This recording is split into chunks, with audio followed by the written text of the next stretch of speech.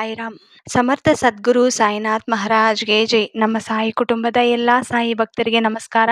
ಸಾಯಿ ಆಶೀರ್ವಾದ ಸದಾ ನಿಮ್ಮ ಮೇಲೆ ಇರಲಿ ಅಂತ ಬಾಬಾಗೆ ಬೇಡ್ಕೊಂತ ಇವತ್ತಿನ ವಿಡಿಯೋ ಶುರು ಮಾಡ್ತಾ ಇದ್ದೀನಿ. ಇವತ್ತಿನ ವಿಡಿಯೋದಲ್ಲಿ ಸಾಯಿ ಏನು ಹೇಳ್ತಾ ಇದ್ದಾರಂದ್ರೆ, ಮಗು, ಕೊನೆಯದಾಗಿ ಹೇಳುತ್ತೀನಿ, ನಿನ್ನ ಸಾಯಿ ಅಂಗಿಯನ್ನು ಮುಟ್ಟಿ ನೋಡಿ.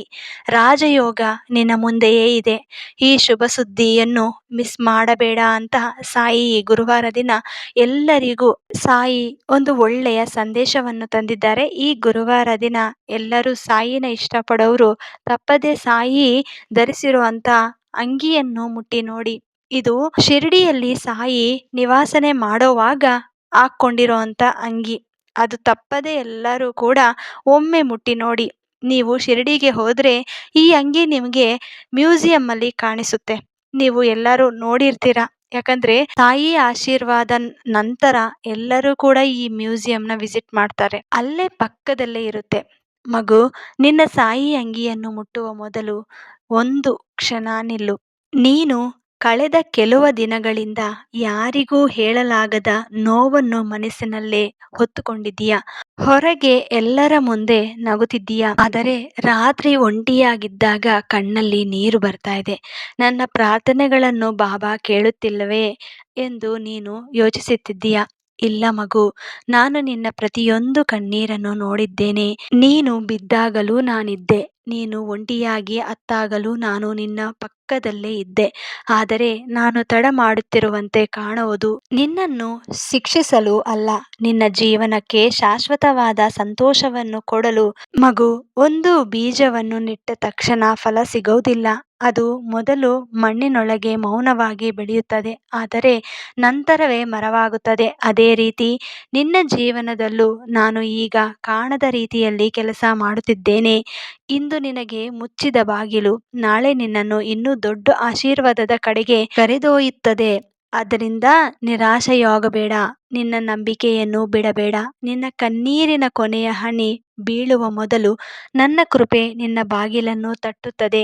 ಮಗು, ಇಂದು ಈ ಸಂದೇಶವನ್ನು ಕೊನೆಯವರೆಗೂ ಕೇಳು. ಯಾಕಂದರೆ ಇಂದು ನಾನು ನಿನ್ನ ಹೃದಯಕ್ಕೆ ಹೇಳಬೇಕಾದ ಒಂದು ಕತೆ ಇದೆ. ಆ ಕತೆ ನಿನ್ನ ಜೀವನವನ್ನೇ ಬದಲಾಯಿಸಬಹುದು. ಮಗು, ಈ ಜಗತ್ತಿನಲ್ಲಿ ಹಣ ಕಳೆದುಕೊಂಡವನು ಮತ್ತೆ ಹಣ ಸಂಪಾದಿಸಬಹುದು. ಆರೋಗ್ಯ ಕಳೆದುಕೊಂಡವನು ಮತ್ತೆ ಆರೋಗ್ಯ ಪಡೆಯಬಹುದು. ಆದರೆ ನಂಬಿಕೆ ಕಳೆದುಕೊಂಡ ಮನುಷ್ಯನನ್ನು ಎಬ್ಬಿಸುವುದು ದೇವರ ಕೃಪೆಯಿಂದ ಮಾತ್ರ ಸಾಧ್ಯವಾಗುತ್ತೆ. ಇಂದು ನಾನು ಹೇಳುವ ಕತೆ ಕೇವಲ ಕಥೆಯಲ್ಲ, ಇದು ನಿನ್ನ ಜೀವನಕ್ಕೂ ಒಂದು ಕನ್ನಡಿಯಾಗುತ್ತದೆ. ಈ ಕಥೆಯನ್ನು ಕೊನೆಯವರೆಗೂ ಕೇಳು. ನಿನ್ನ ಹೃದಯದಲ್ಲಿ ಇರುವ ಅನೇಕ ಪ್ರಶ್ನೆಗಳಿಗೆ ಉತ್ತರ ಸಿಗುತ್ತದೆ. ಬಹಳ ವರ್ಷಗಳ ಹಿಂದೆ ವೇದಗಿರಿ ಎಂಬ ಸುಂದರ ಹಳ್ಳಿಯಲ್ಲಿ ರಾಜವೀರವರ್ಮ ಅನ್ನೋ ವ್ಯಕ್ತಿ ವಾಸವಾಗಿದ್ದ. ಗ್ರಾಮದ ಎಲ್ಲರಿಗೂ ಅವನ ಮೇಲೆ ಗೌರವಿತ್ತು. ದೊಡ್ಡ ಮನೆ, ಸಾವಿರಾರು ಎಕರೆ ಜಮೀನು, ಸಂಪತ್ತು, ಪ್ರತಿಷ್ಠೆ ಎಲ್ಲವೂ ಅವನ ಬಳಿ ಇತ್ತು. ಆದರೆ ಅವನ ಹೃದಯದಲ್ಲಿ ಒಂದು ನೋವು ಮಾತ್ರ ದಿನದಿಂದ ದಿನಕ್ಕೆ ಹೆಚ್ಚಾಗುತ್ತಿತ್ತು. ಅವನಿಗೆ ಎಷ್ಟೇ ಹಣ ಇದ್ದರೂ ಮನಸ್ಸಿಗೆ ಶಾಂತಿ ಇರಲಿಲ್ಲ. ಪ್ರತಿ ರಾತ್ರಿ ಒಂದೇ ಪ್ರಶ್ನೆ ಅವನನ್ನು ಕಾಡುತ್ತಿತ್ತು. ನನ್ನ ಜೀವನದಲ್ಲಿ ಏನೋ ಒಂದು ಕೊರತೆ ಇದೆ, ಆದರೆ ಅದು ಏನು ಅಂತ ಯೋಚಿಸ್ತಾ ಇದ್ದ. ಒಂದು ಗುರುವಾರ ಅವನ ಪತ್ನಿ ಭವಾನಿದೇವಿ ಹೇಳಿದಳು, ಇಂದು ನನ್ನ ಜೊತೆ ಸಾಯಿ ಮಂದಿರಕ್ಕೆ ಬನ್ನಿ. ರಾಜವೀರವರ್ಮ ನಗುತ್ತಾ ಹೇಳಿದ, ದೇವಾಲಯಕ್ಕೆ ಹೋಗೋದರಿಂದ ಸಮಸ್ಯೆಗಳು ಪರಿಹಾರವಾಗಿದ್ದರೆ ಈ ಜಗತ್ತಿನಲ್ಲಿ ಯಾರು ದುಃಖಿಯಾಗಿರುತ್ತಿರಲಿಲ್ಲ. ಭವಾನಿ ದೇವಿ ಏನೂ ಮಾತನಾಡಲಿಲ್ಲ. ಅವಳು ಮನಸ್ಸಿನಲ್ಲೇ ಸಾಯಿಗೆ ಪ್ರಾರ್ಥಿಸಿದಳು, ಬಾಬಾ, ಇವನನ್ನು ನೀನೇ ಬದಲಾಯಿಸಬೇಕು. ಮರುದಿನ ಬೆಳಿಗ್ಗೆ ರಾಜವೀರವರ್ಮ ತನ್ನ ಕುದುರೆ ಬಂಡಿಯಲ್ಲಿ ಹೊಲಗಳಿಗೆ ಹೊರಟ. ಕಾಡಿನ ಮಧ್ಯೆ ಒಂದು ಹಳೆಯ ಅಶ್ವತ್ಥ ಮರದ ಕೆಳಗೆ ಬಿಳಿ ಬಟ್ಟೆ ಧರಿಸಿದ ಒಬ್ಬ ವೃದ್ಧ ಕುಳಿತಿದ್ದ. ಮುಖದಲ್ಲಿ ಅದ್ಭುತವಾದ ಶಾಂತಿ. ರಾಜವೀರ ಹತ್ತಿರ ಬಂದ ತಕ್ಷಣ ವೃದ್ಧರು ನಿಧಾನವಾಗಿ ಕಣ್ಣು ತೆರೆದು ಹೇಳಿದರು, ಮಗನೇ, ಇಂದು ಸೂರ್ಯಾಸ್ತದ ಮೊದಲು ನಿನಗೆ 3 ಅವಕಾಶಗಳು ಬರುತ್ತವೆ. ಆ 3ನ್ನು ಕಳೆದುಕೊಳ್ಳಬೇಡ. ರಾಜವೀರ ಆಶ್ಚರ್ಯದಿಂದ ಕೇಳಿದ, ಯಾವ ಅವಕಾಶಗಳು ಅಂತ. ವೃದ್ಧರು ಕೇವಲ ನಗುತ್ತಿದ್ರು. ಹೃದಯದಿಂದ ನೋಡುವವನಿಗೆ ಮಾತ್ರ ಅವು ಕಾಣುತ್ತವೆ ಎಂದು ಹೇಳಿ ಕಣ್ಣು ಮುಚ್ಕೊಂಡ್ರು. ರಾಜವೀರ ತಲೆ ಆಡಿಸಿ ಅಲ್ಲಿಂದ ಹೊರಟ. ಇಂತಹ ಮಾತುಗಳಿಂದ ನನ್ನ ಜೀವನ ಬದಲಾಗೋದಿಲ್ಲ ಎಂದು ಮನಸ್ಸಿನಲ್ಲಿ ಹೇಳ್ಕೊಂಡ ಅಲ್ಲಿಂದ ಹೊರಟ. ಆದರೆ ಅವನಿಗೆ ತಿಳಿದಿರಲಿಲ್ಲ ಆ ದಿನ ಅವನ ಜೀವನವೇ ಬದಲಾಗಲಿತ್ತು. ರಾಜವೀರವರ್ಮ ತನ್ನ ಕುದುರೆ ಬಂಡಿಯನ್ನು ಮುಂದೆ ಸಾಗಿಸಿದ. ಆದರೆ ಆ ವೃದ್ಧನ ಮಾತು ಮಾತ್ರ ಅವನ ಮನಸ್ಸಿನಲ್ಲಿ ಮತ್ತೆ ಮತ್ತೆ ಕೇಳಿಸುತ್ತಿತ್ತು. ಇಂದು ನಿನಗೆ 3 ಅವಕಾಶಗಳು ಬರುತ್ತವೆ.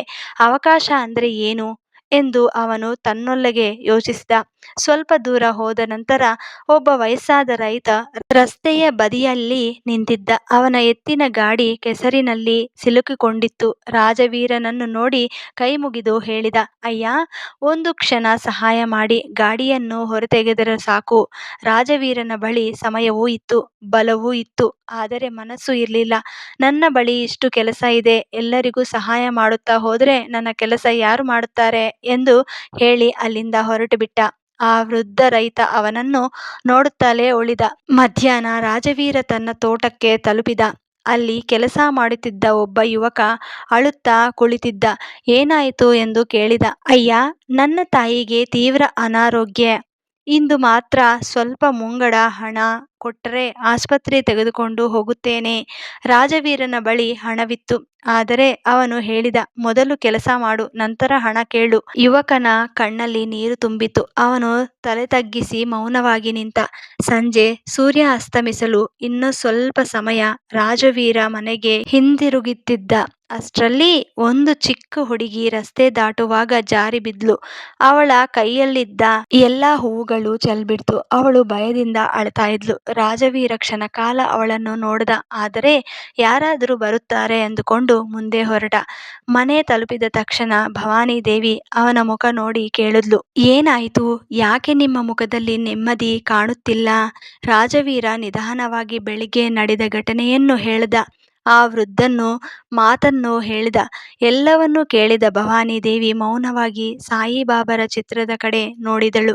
ನಂತರ ನಿಧಾನವಾಗಿ ಹೇಳಿದಳು, ನೀವು ಇಂದು 3 ಅವಕಾಶಗಳನ್ನು ನೋಡಿದ್ರಿ, ಆದರೆ ಅವುಗಳನ್ನು ಅವಕಾಶ ಎಂದು ಗುರುತಿಸಿರಲಿಲ್ಲ.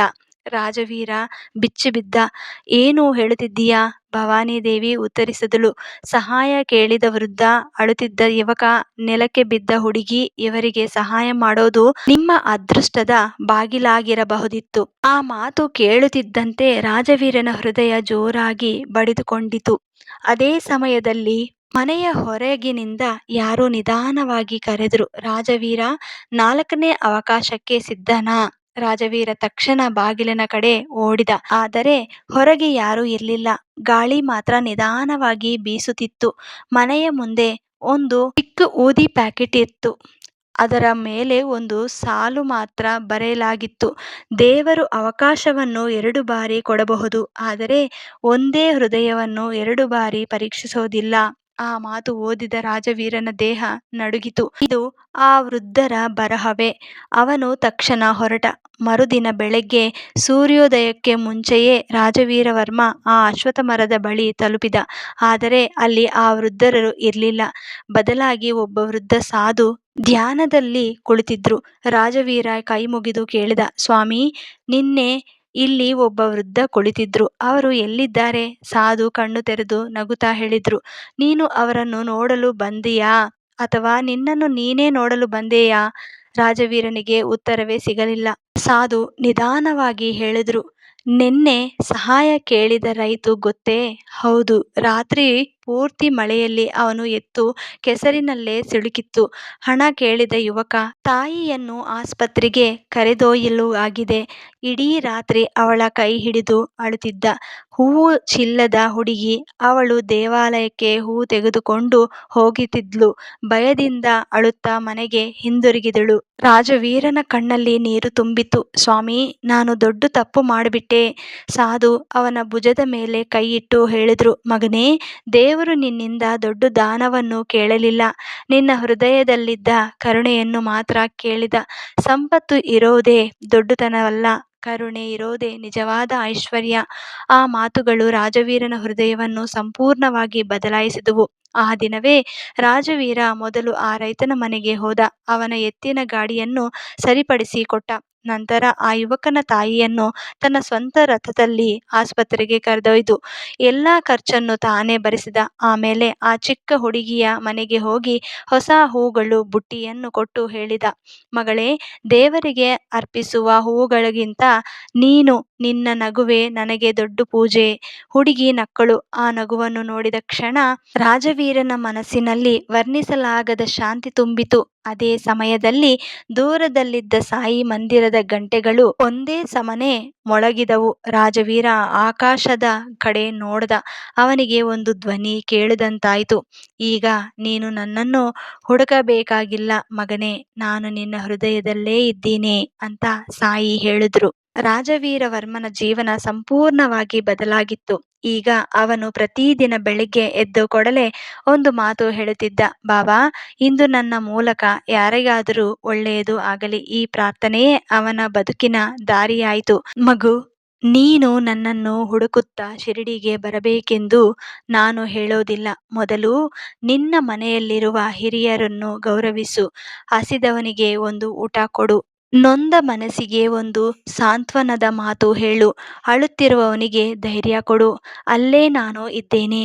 ನೀನು ನನಗೆ ಹೂವು ಅರ್ಪಿಸಿದರೆ ನನಗೆ ಸಂತೋಷ.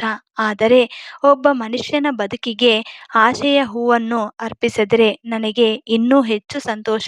ನೆನಪಿಟ್ಟುಕೋ ಮಗು, ದೇವಾಲಯದಲ್ಲಿ ನನ್ನನ್ನು ನೋಡೋದು ಭಕ್ತಿ. ಪ್ರತಿಯೊಬ್ಬ ಮನುಷ್ಯನಲ್ಲಿ ನನ್ನನ್ನು ನೋಡೋದು ನಿಜವಾದ ಸಾಯಿ ಭಕ್ತಿ ಅಂತ ಸಾಯಿ ಇವತ್ತು ಒಳ್ಳೆಯ ಸಂದೇಶವನ್ನು ಹೇಳಿದ್ದಾರೆ. ಈ ಕತೆ ಮೂಲಕ ನಮ್ಮ ಜೀವನದಲ್ಲಿ ಏನು ಬದಲಾಯಿಸ್ಕೋಬೇಕು ಅನ್ನೋದು ಕೂಡ ನಿಮಗೆ ಅರ್ಥ ಆಗಿರಬಹುದು. ಎಲ್ಲರೂ ಕೂಡ ನಮ್ಮ ಸಾಯಿ ಫ್ಯಾಮಿಲೀಸ್ಗೆ ಈ ವಿಡಿಯೋನ ಶೇರ್ ಮಾಡಿ, ಲೈಕ್ ಮಾಡಿ. ಮತ್ತೆ ಇನ್ನೊಂದು ವಿಡಿಯೋದಲ್ಲಿ ಭೇಟಿ ಆಗ್ತೀನಿ. ಅಲ್ಲಿವರೆಗೂ ನಮಸ್ಕಾರ.